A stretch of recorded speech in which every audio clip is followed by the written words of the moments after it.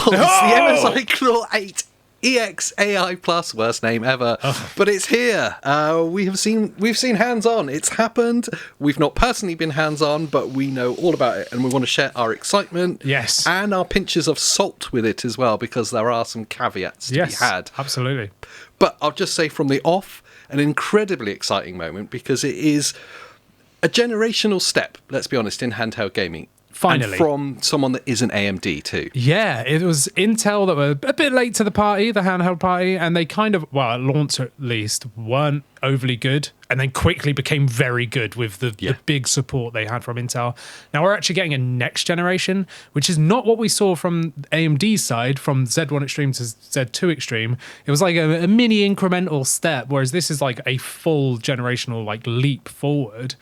I'm super excited. But the first thing I want to touch on is the aesthetics of this thing, because in the podcast last week, when we knew this chip had been announced and we spoke all about the Intel G3 and G3 Extreme, which for some reason I keep wanting to say B3. But I don't know why. It's not. It's the G3. But anyway, in that podcast, I was saying, I really hope they redesign the MSI Claw, because I want to see something new. And literally, like, after we'd posted that video, all these leaks started coming out of what this looks like. And I know this is like a bit of an Xbox Ally X situation where it's really ugly, but I kind of love it. Ooh, okay. I like the chin. That's the thing. The chin. I don't know yet. I don't know. But then when I first saw the Xbox Allies, I was like, they've got a chin on them, and I'm not sure about chin. And as soon as you get hands on, it's like actually feels really good, makes lots of sense. It's got a big bezel at the bottom as well. It's bigger bezel at the bottom than the top, which makes it feel a little bit lopsided in images, at least. Yeah. I get you.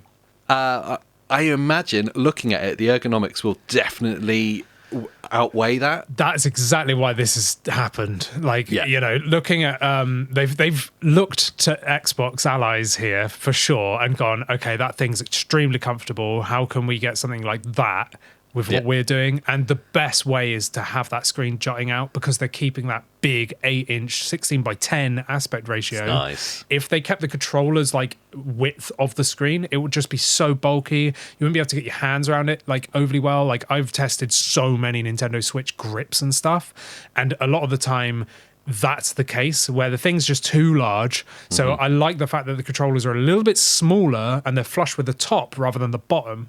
And then you've got that like, screen jutting out of the bottom. So I think this is going to be the most comfortable MSI handheld yet.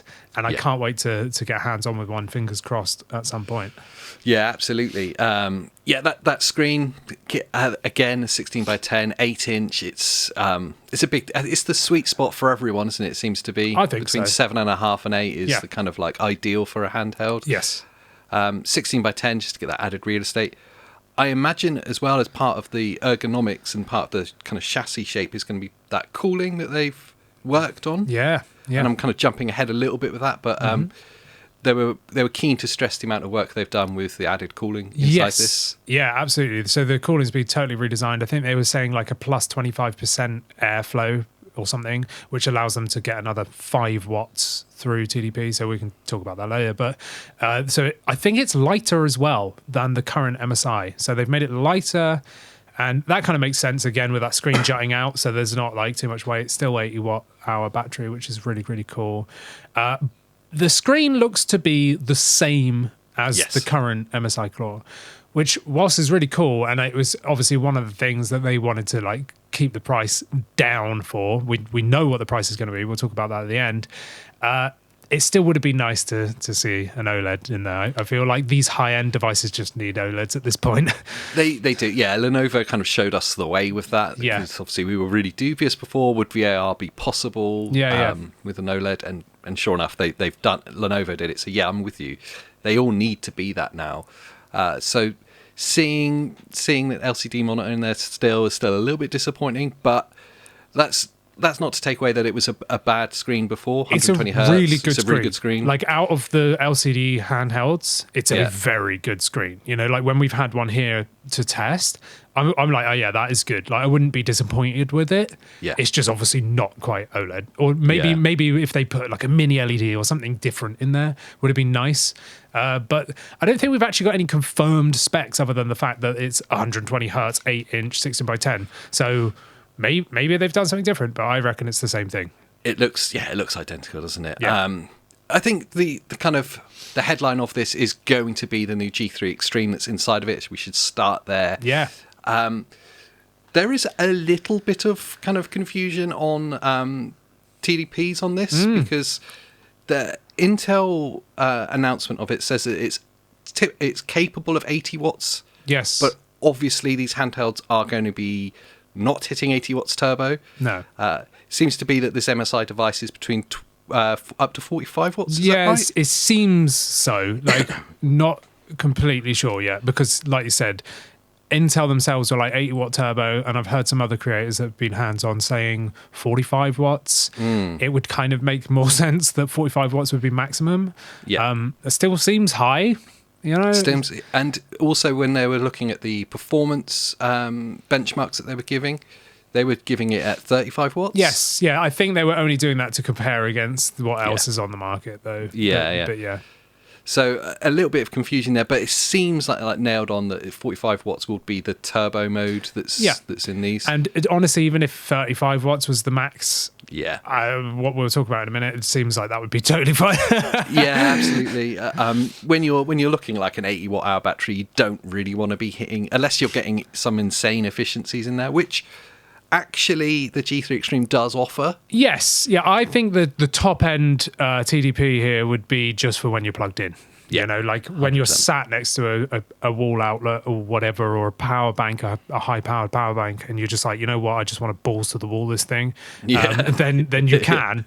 And then when you're running on that 80 watt hour battery, you'll probably be running it lower, you know, I don't know, 12 to 20 watts, you know, something like that.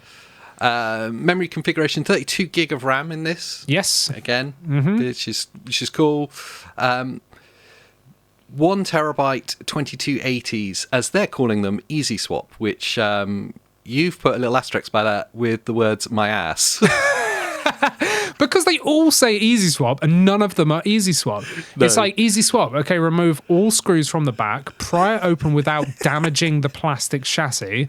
Then you have to disconnect the battery, which normally has like a cable like underneath a fan or something, right? Yeah. So then if you want to be safe, you want to be disconnecting that battery. You don't have to, but then you're playing Russian roulette, you know? So it's like, okay, now you can then remove the drive.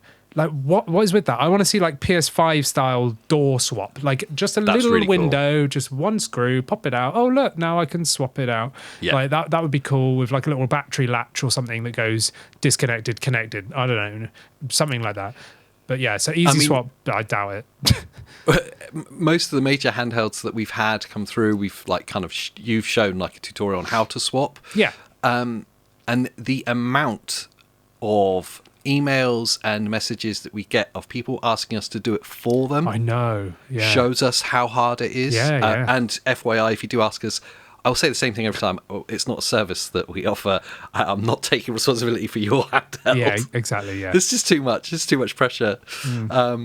And we've seen people do it and make mistakes doing it on these Easy Swap devices as well. We have, and ended up RMA their devices. Yeah, I know. Yeah, it's bad.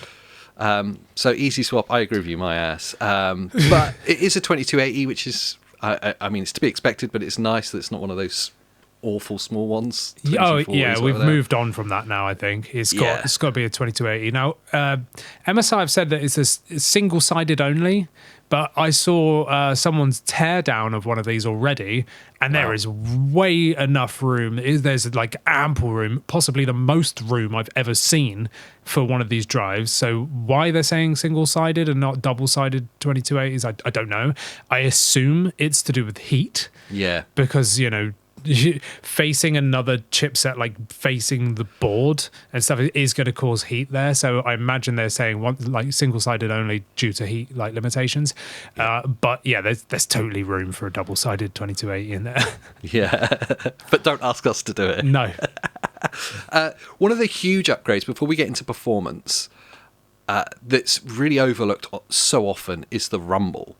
Oh my days! I've written notes about this, and it just went out of my head that I'd forgotten. So I'm so glad you brought that up. It was disgusting, especially like the AA. I remember that being horrible. It's actually the same in both. So it's the same as the AA and the MSI 8 AI Plus. They both share the same rumble, and unfortunately, it is the worst rumble out of any handheld I've ever tried. Yeah, it is.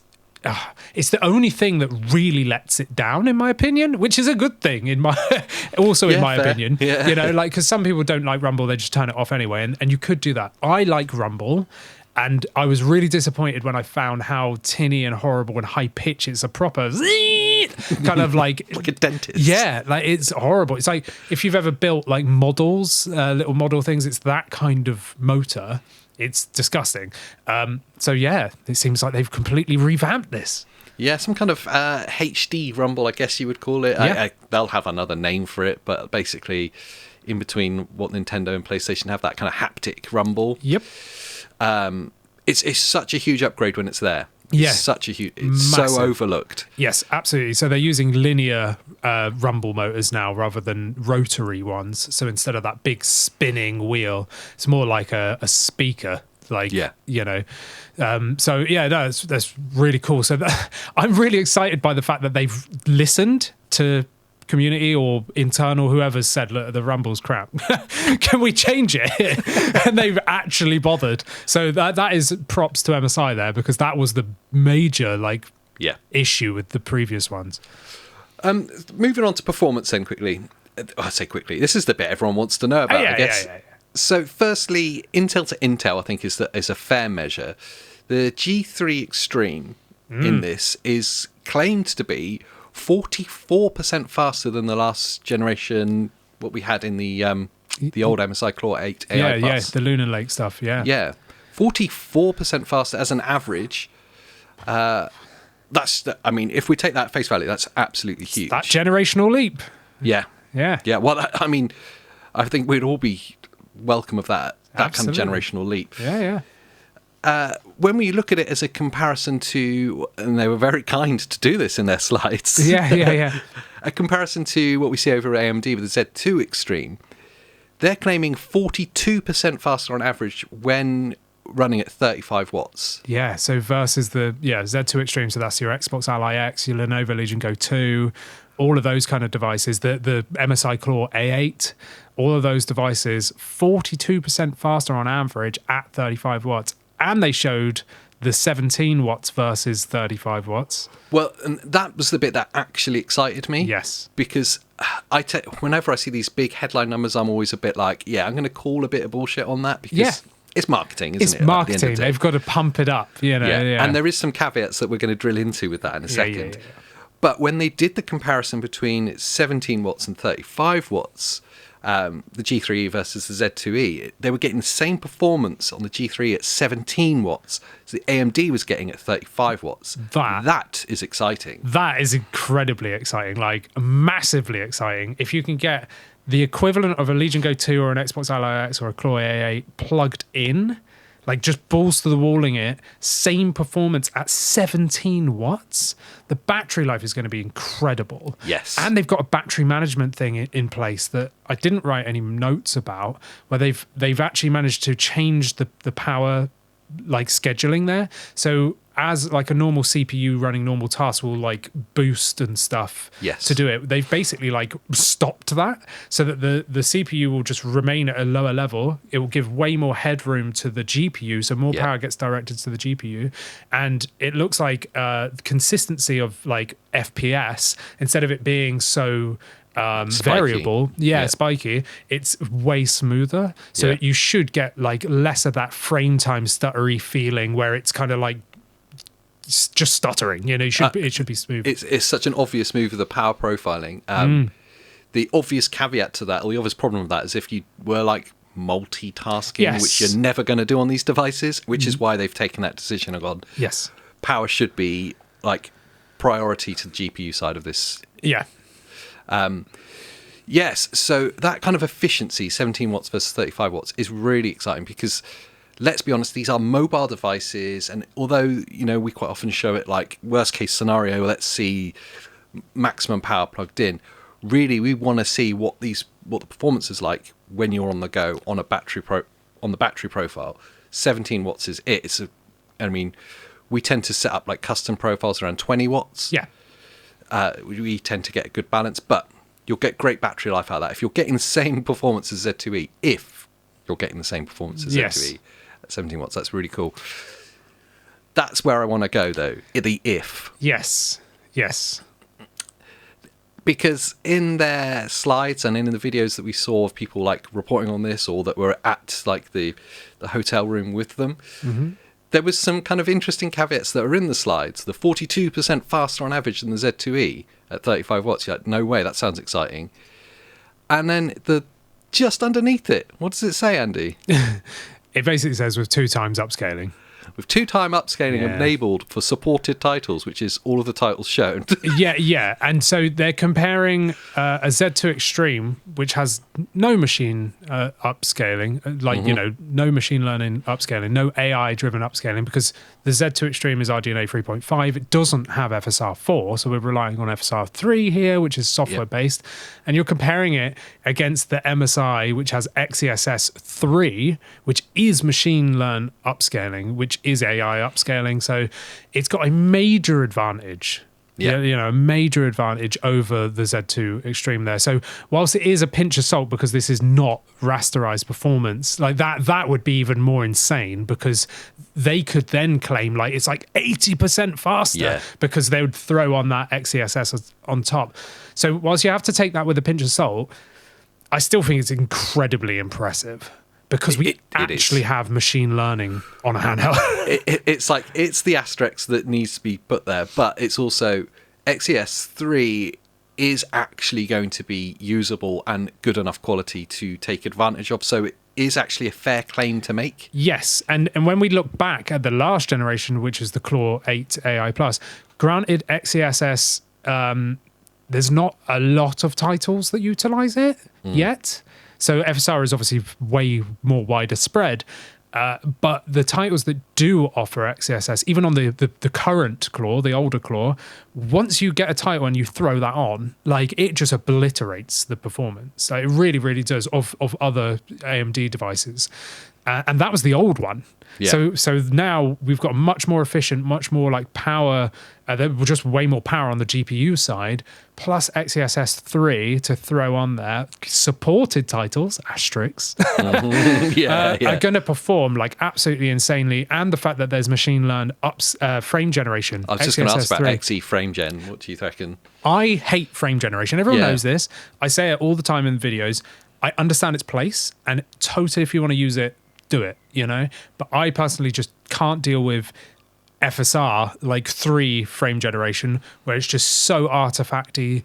It just lowers the experience to me, to the point where I'm not in the game anymore, and I'm now looking at, what's that doing? Like, why am I getting this artifact? Why is the screen tearing at like a certain part of the screen? Like, why does it feel so bad latency wise? Like, all of these things just lead me to turn it off. I'm fine with upscaling, but frame generation, I'm normally like, get away from me, And whilst, even if I had that approach with this, the performance increase by using just XeSS super resolution will be so good that I think I would be fine there. But the fact that this is machine learned, frame generation, I think I would actually be able to deal with this, because it's just going to be way better. Like, when I think even right now of software-based XeSS versus FSR, the quality difference is massive. Like, it is so much better quality, image quality wise.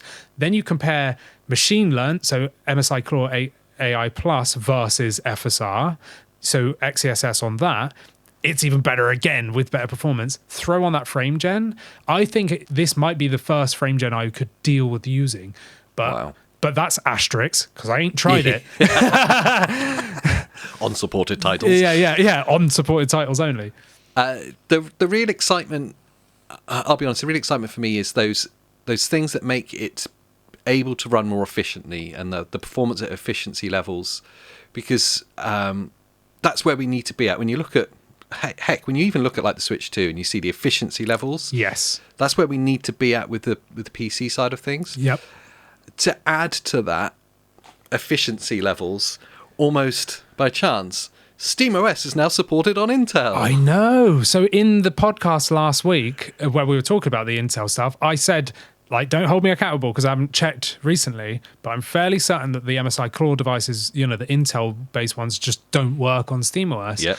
And then all of a sudden, like you said, by chance, it was like, I was looking through the SteamOS like update logs because I check pretty much daily, like what's going on. And there they have it. It says added controller support for MSI Claw devices, A1M, 7 AI Plus, like 8 AI Plus, and A8.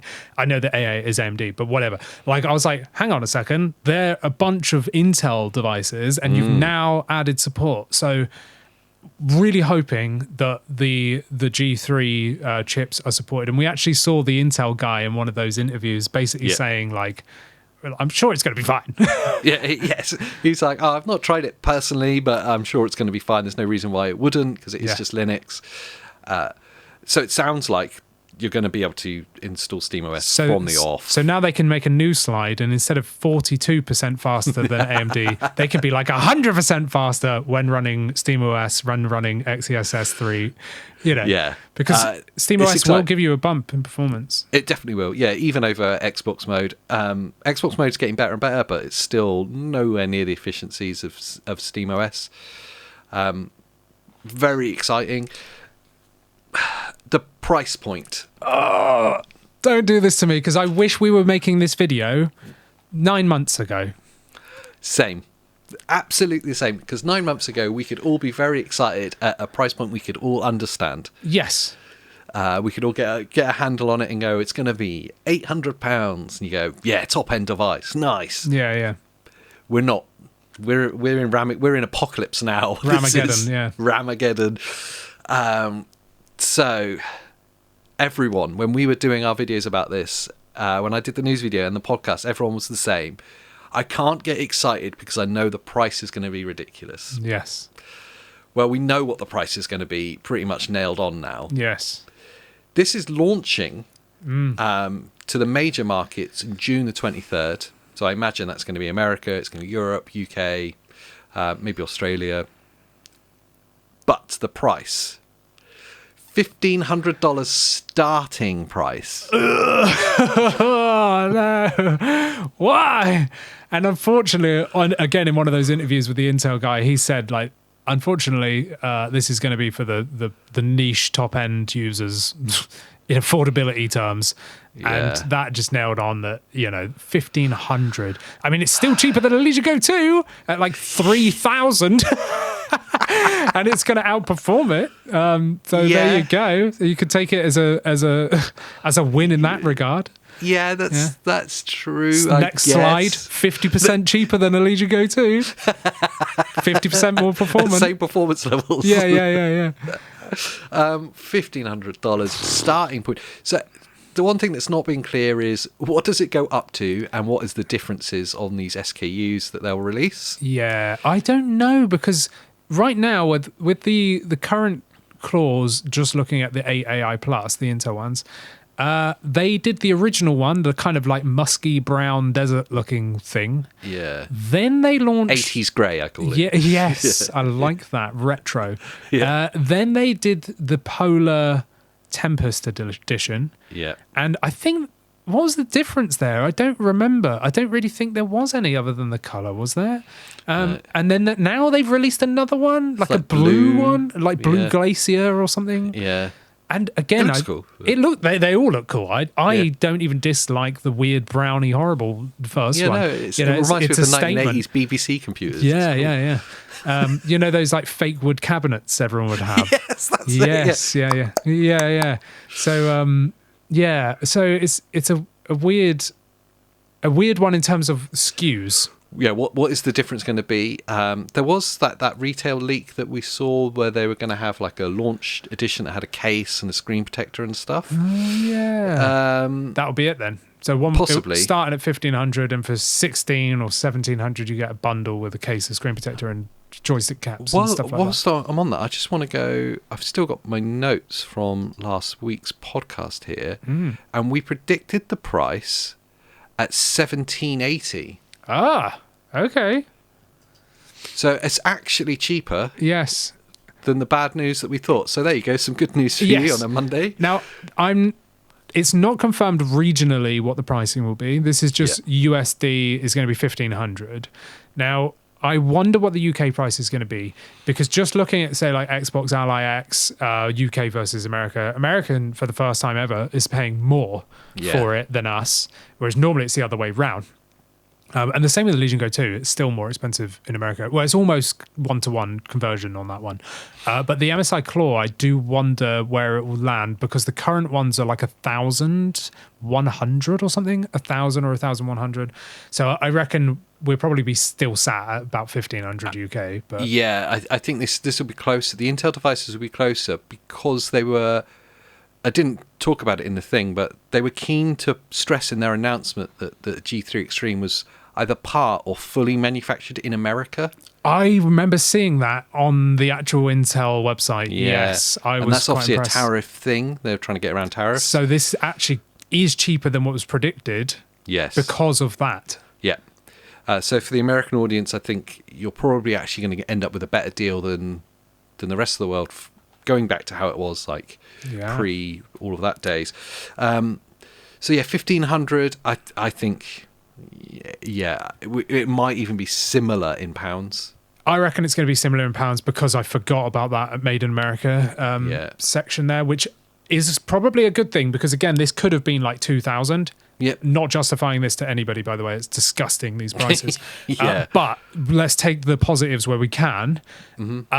Because it's made in America, and hopefully gets around some of those taxes issues, and maybe it's 1-for-1 again with UK, so it's probably 1,500 for us, which makes it more expensive for us, but whatever.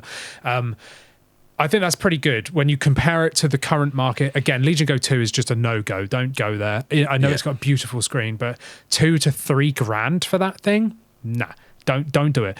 If this is 1,500 and you're looking at a Legion Go 2 that's 2,000 to 3,000, you are going to get way better performance on this thing. Yes. I know the screen's not going to be as good, but it's going to be exceptional performance on this thing, like next level up. It's going to be a tough call against the Xbox Ally X, because that's currently the best value high-end handheld right now at 1,000 US and 850 UK. And especially with rumours of an OLED coming. Yes. We'll find out later today. Obviously, we'll jump on it as soon as it is confirmed. But rumours of an OLED coming there as well, and what value, if they can make that sit as similar value point. Now, that's the tough one. That would be exciting. Yes, it would be exciting, but also a tough choice for people, because, I mean, right now, if you're looking at 1,000 or 1,500, it's tough. That's quite a big jump. That's a big jump. But you're going to get a way better longevity out of this chip. Like right now, it's a much, much quicker chip. If you then look at an OLED version of an Ally, let's just hypothesize and say that's 1,300. I mean, I would be stretching for the MSI. I know I love OLED. I do, but I would stretch the extra 200 for the MSI, just because that chip is brand new. It's going to be supported for longer. You will get up to 43% more. I think there'll be a lot of people that would jump to the OLED. They would. I think the Steam Deck is the problem there. The Steam Deck OLED being $1,000 now. I think a lot of people jump to the Lenovo Legion Go 2 because of the OLED, despite the big price gap between Steam Deck OLED. Totally agreed. Yeah.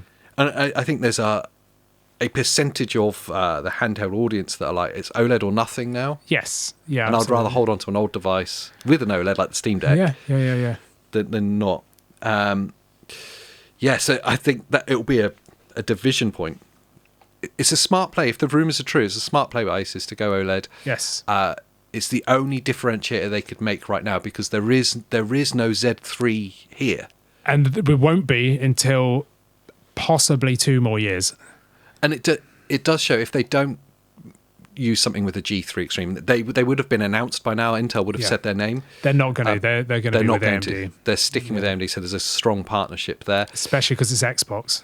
It's an Xbox ally. Xbox is partnered with AMD. So Xbox would say to Asus, no, you're using AMD on this.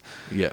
You know. So we start to see the new console wars. The handheld wars. Intel versus AMD. Yeah. I'm super hyped. I really, really want to get hands on one of these. What's really cool is that even in this little bit at the end where we're talking about, the price points are going to be similar-ish, and like, do you go for the performance or do you go for the screen?